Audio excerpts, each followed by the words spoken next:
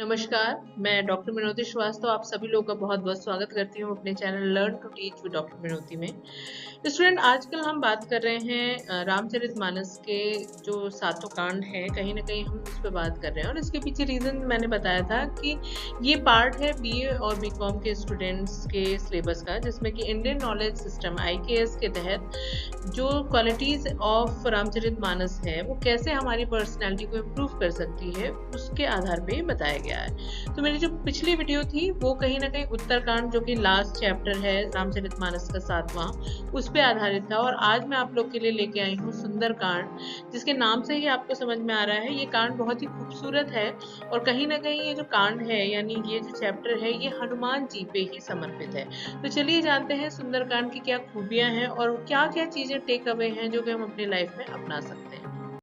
Student सबसे पहले हम जान लेते हैं कि सुंदरकांड एग्जैक्टली कौन सा चैप्टर है। तो सुंदरकांड जो है वो 5th चैप्टर या कांड और सोपान है हमारी जो होली यानी कि पवित्र रामचरितमानस है, जो कि गोस्वामी तुलसीदास द्वारा अवधी लैंग्वेज में कंपोज की गई थी।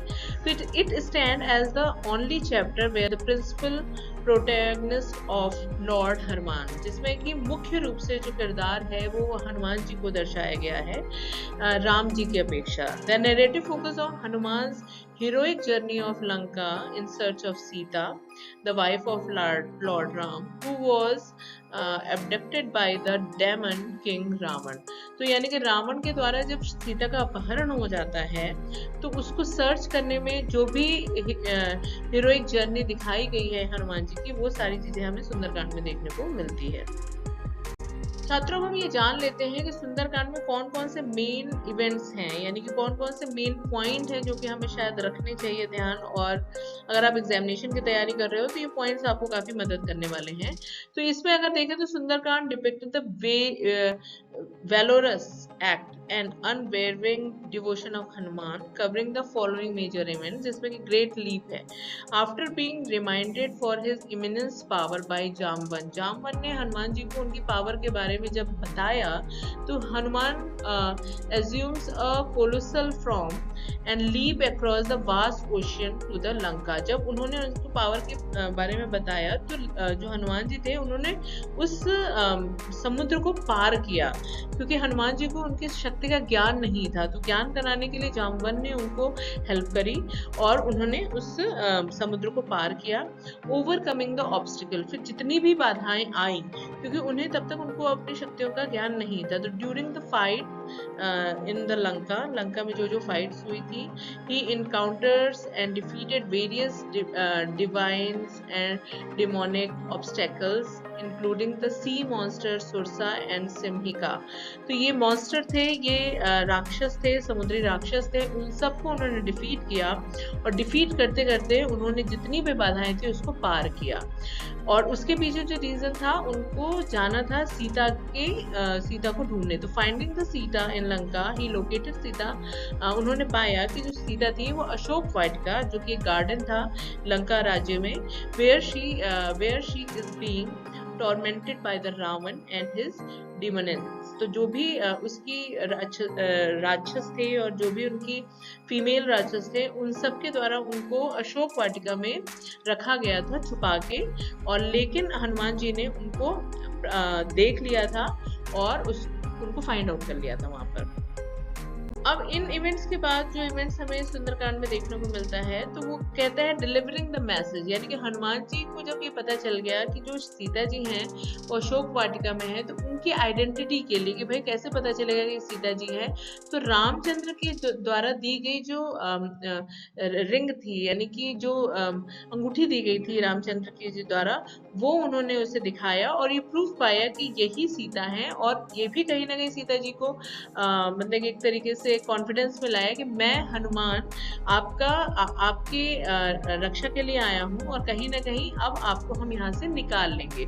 तो प्रूफ ऑफ हिज ऑथेंटिसिटी कि वो सच्चा है और वो किसी भी डिवाइन का पार्ट नहीं है। Offering hope and reassurance, reassure करती है सीता जी, क्योंकि ये मेरे प्रभु मेरे पति के द्वारा दी गई अंगूठी लेके आए हैं, तो ये मतलब प्रूफ करता है कि he is a good person. Then the refusal of the rescue, तो Sita refuse to be carried back by Hanuman, stating that Ram himself must come to avenge the insult and rescue her. तो अब क्या होता है कि इस समय जो सीता है वो रिफ्यूज करती है, वो कहती है कि मैं अभी आपके साथ नहीं चल सकती, भगवान राम को भी आना पड़ेगा और जो भी बदला हुआ है, जो भी गतिविधियां हुई है, उसका भगवान राम को बदला लेना होगा। तो फिर उसके बाद जो होता है वो wreaking havoc. After delivering the message, Hanuman destroy the Shokvatika, kill several demons, warriors, including the Ravan's son Akshay Kumar, and allow himself to be captured. तो उसको जानबूझ के वो करते हैं ताकि वो कैप्चर किए जाएं और पता चले कि कोई ऐसी शक्ति है जो कि लंका में अब लंका को ध्वस्त करने के लिए आ गई है। फिर उसके बाद जब उनकी पूंछ में आग लगाई जाती है, यानी कि हनुमान की पूंछ में एक जब आग लगाई जाती है, फिर वो बढ़ते हैं लंका दहन की तरफ, burning of Lanka. When his tail is set on fire as a punishment, जब उनकी टेल यानी कि उनकी पूंछ को जब पनिशमेंट के तौर पे जला दिया जाता है, तो ही escapes his bond, leap on to the rooftop and set the entire city of Lanka ablaze. तो ओवरऑल लंका को जलाने में कहीं ना कहीं वो फिर सक्षम हो जाते हैं।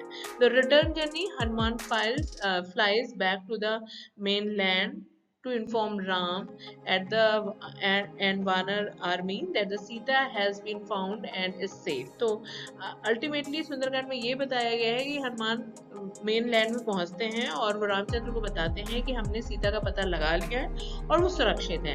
तो जब हमें पता चल जाता है कि सीता सुरक्षित है, तब आगे का जो युद्ध होता है वो शुरू होता है। स्टूडेंट, जो हम टेक अवे की बात कर रहे हैं कि सुंदरकांड के बारे में तो हमने जाना, लेकिन कौन सी ऐसी चीजें हैं जो कि हमें सुंदरकांड से समझनी चाहिए, सीखनी चाहिए अपने पर्सनल और प्रोफेशनल लाइफ में, तो वो कुछ सिग्निफिकेंसेस हैं जो कि हम यहाँ देख सकते हैं। पहली जो चीज है वो है फोकस ऑन डिवोशन। आप अगर किसी के प्रति श्रद्धा रखते हो या भक्ति रखते हो तो वो चीजें यू हैव टू प्रूफ, आपको प्रूफ करना पड़ेगा। It is a powerful player glorifying Hanuman selflessness, strength and supreme devotion, जिसे कि भक्ति कहते हैं, टू लॉर्ड राम, यानी कि राम के प्रति जो उनकी भक्ति थी, डिवोशन था, वो उसको उन्होंने प्रूफ किया। ठीक है। Inspiration and strength, reciting the Sundarkand is believe to inspire inner strength, और सुंदरकांड जो है वो आपकी आंतरिक शक्तियों को जागृत करता है। इंस्टिल कॉन्फिडेंस, आप में कॉन्फिडेंस डेवलप करता है। And help devotee overcome obstacles, fears and misfortunes in their life. तो जो भी व्यक्ति है अगर वो सुंदरकांड का पाठ करता है तो कहीं ना कहीं वो विभिन्न प्रकार की परिस्थितियां जो उसके साथ हो रही हैं उससे वो बाहर निकलने में, उस डर से, उस भय से बाहर निकलने में अपने आप को सक्षम पाता है। तो ये एक ऐसी चीज है जो आपको स्ट्रेंथ देती है। Trump of God, the narrative implies the trump of God over evil and teaches that righteousness will always prevail. तो इनका कहने का मतलब है कि ये एक ऐसा हमें पाठ पढ़ाता है कि जो सत्य है वो हमेशा जीतता है, सत्य के ऊपर ही बुराई के ऊपर ही सत्य की जीत होती है। तो फुलफिलमेंट ऑफ विशेस, और एक इम्पॉर्टेंट पार्ट है जो कि शायद हमें अपने जीवन में अपनाना चाहिए, being the part of this culture, many Hindus believe that the regular recitation of the Sundarkand path can bring peace, prosperity and fulfillment of desire and even cure illness. तो कहीं ना कहीं सुंदरकांड का जो पाठ होता है वो हमारी डिजायर्स को फुलफिल करता है, हमारे रास्तों को आसान बनाता है और विभिन्न प्रकार की बीमारियों से हमें बाहर निकालने में सक्षम होता है। तो ये कुछ टेक अवे हैं जो कि कहीं ना कहीं हम सुंदरकांड से ले सकते हैं और अपने जीवन में अपना सकते हैं। स्टूडेंट, मैं बार बार कह रही हूँ कि जितने भी कांड हम पढ़ रहे हैं या देख रहे हैं रामचरित, जितने भी हमारे महाकाव्य हैं, ये सिर्फ और सिर्फ एग्जामिनेशन पास करने के लिए नहीं है। ये ऐसी चीजें जो हमें लाइफ सिखाती हैं, यानी कि जीवन में क्या चीजें जरूरी हैं, क्या चीजें ऑप्ट करना है, क्या चीजें हमें हटाना है, वो सारी चीजें सिखाती है, बशर्ते आपको अपना नजरिया सुधारना है। क्योंकि समाज में हर तरीके के लोग हैं, समाज में हर तरीके की चीजें हैं, बट उसमें से कौन सी चीजें आपके लिए बेहतर है वो चॉइस आपकी होनी चाहिए। तो मिलते हैं नेक्स्ट टॉपिक पे नए कांड और सोपान के साथ। तब तक आप अपना ख्याल रखिए और पढ़ते रहिए। मिलते हैं, till then take care, bye.